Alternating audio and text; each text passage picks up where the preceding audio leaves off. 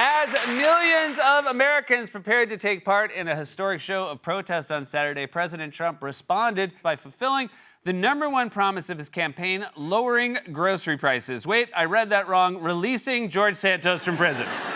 Santos, if you'll recall, was a Republican congressman who was convicted of fraud and identity theft and kicked out of Congress by his own party, as well as an Olympic volleyball player and Nobel Prize-winning scientist who won 3 Super Bowls and toured the country with Taylor Swift. Trump truly is the law and order president. For more on this, it's time for a closer look. In the year since Trump's election victory, his supporters have repeatedly claimed that he has an overwhelming mandate to do basically whatever he wants. There was a mandate on November 5th that Donald Trump will be the leader of the free world. The American people's voices were heard. There's a mandate. President Trump was elected on a mandate. He won a historic mandate. I think we've got a mandate from the American people. They wanted Donald Trump. They gave him a mandate. The Trump mandate is being implemented. He has a clear mandate. Donald Trump has a mandate. Donald Trump's got a great mandate. Make no mistake, Donald Trump has a massive mandate. Now, generally speaking, if you have a really big mandate, you don't have to tell people about it. And if that's the first thing you brag about, it is a turnoff. It's like if a guy's Tinder bio said loves hiking, plays board games, has a very big you-know-what. Although, who knows? I've never been on Tinder. Dating apps weren't around when I was single. That's why I gave out business cards. They were classy, they were elegant, and they read Seth Meyers loves hiking, plays board games, has a very big you-know-what. I'm joking, of course. I hate hiking on account of always tripping over my yeah, I've said too much. But I will admit, when Trump won, there was definitely a part of me that believed the hype. It was easy to panic and think, I guess this is who we are now. That's why I immediately started packing a go bag full of cash, clothes, passports, and a stack of new business cards printed in multiple languages. There was no time for subtlety, but it quickly became clear that they were wrong. Trump did not have a massive mandate. He didn't even win a majority of the popular vote, and his approval rating quickly plummeted once again to historic lows. So the president says things are great. What do the voters say? No, I think is the answer. His net approval rating has dropped nearly 20 points in the aggregate since the beginning of his presidency. The American people do not like what they're seeing. I mean, these numbers are just horrible. There's no way to sugarcoat it. 41% approve of him now. It was 44% back in 2017. Trump's 41% at 100 days is the worst on record. He has broken his own record for being the worst. The American people do not like what they are seeing at this point from Donald John Trump. Trump is so unpopular, he's making pollsters sound like Jets fans. 0-7. They've broken their own record for being the worst. Second, I wish we could get all of our news from guys with thick New York accents. It's so much more entertaining. And now for weather, we go to Angelo. Hey, how you doing? We got Hurricane Andy coming up the East Coast, but he'll stay away from New York if he knows what's good for him, capiche? Maybe instead of a regular eye, we give him a black eye. This has been Angelo with the weather, and now over to sports and those Jets.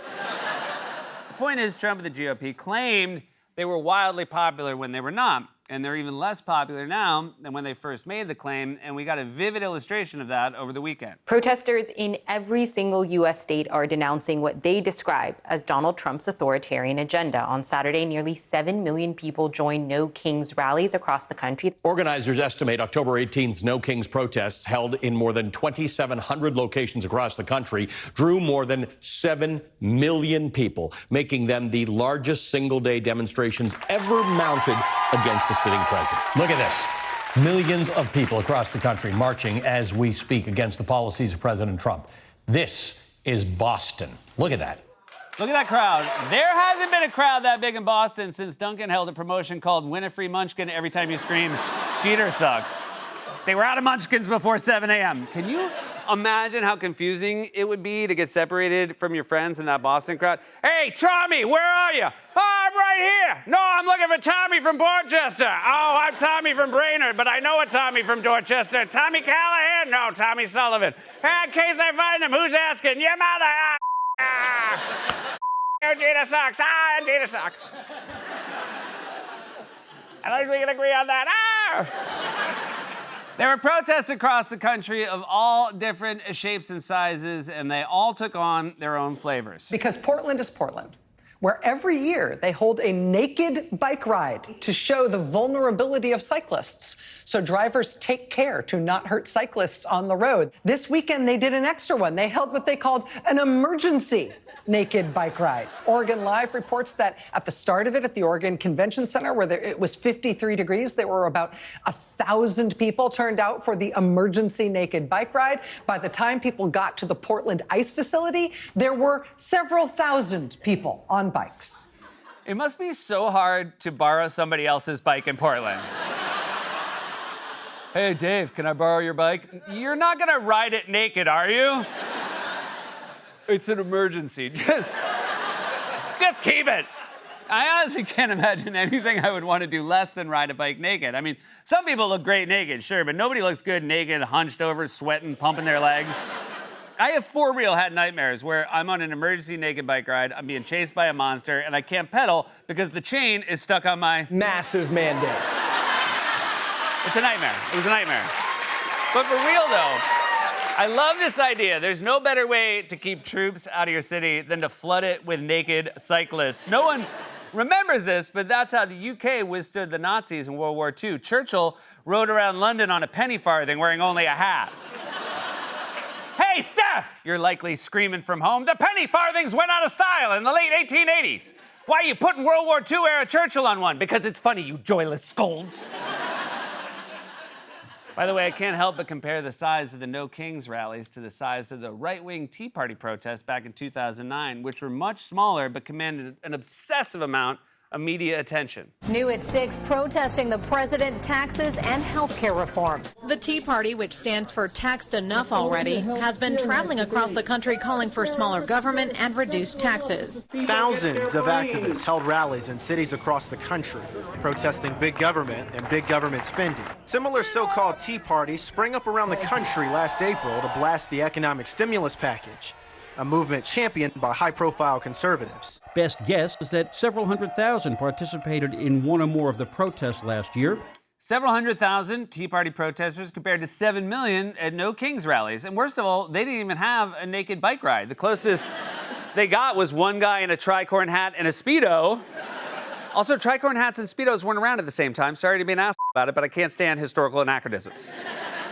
It's worth keeping the comparison between the two rallies in mind just to put in perspective how unprecedented these anti-Trump protests have been. So naturally, Trump has responded by choosing to lie about them. What's your response to the protests over the weekend, the No Kings protests on Saturday? I think it's a joke. I looked at the people. They're not representative of this country. And I looked at all the brand new signs paid for, I guess it was paid for by Soros and other radical left lunatics. It looks like it was, but checking it out. The demonstrations were very small, very ineffective, and the people were whacked out. What do you mean they were whacked out? I mean, most of the protesters I saw were grandmas playing banjos, inflatable frogs. You sound like a Staten Island dad explaining why Uncle Gino can't make it to Christmas. Yeah, he's whacked out on pills. Cops pulled him over riding a bike ass naked. Then they tell him to get off the bike, and he said, hold on, let me put the kickstand up. And then he took a Viagra. I don't have to explain. Trump is desperate to pretend that his popularity makes him invincible, but the No Kings protests prove the opposite is true. He's stirred an unprecedented level of protest and discontent, and now he's threatening to respond by using the military. President Trump is once again threatening to use the Insurrection Act to deploy troops to American cities. I'm allowed, as you know, as president, like 50% of the presidents have used the Insurrection Act. You could use that. And everybody agrees you're allowed to use that, and there's no more court cases, there's no more anything. Don't forget, I can use the Insurrection Act. 50% of the presidents almost have used that, and that's unquestioned power. I like how his response to the No Kings rally is a reminder as to why it was a good idea to have a No Kings rally. I'm no king, and I shall prove it with my unquestioned power. Also, that is obviously not what the Insurrection Act says. It's a law from 1792 that gives the president the power to use the military to enforce domestic laws, which is bad enough, but it doesn't give him unquestioned power and make court cases go away. If you think it does, then I'm starting to worry that maybe you're, and this is my professional medical diagnosis, whacked out. This has been a closer look.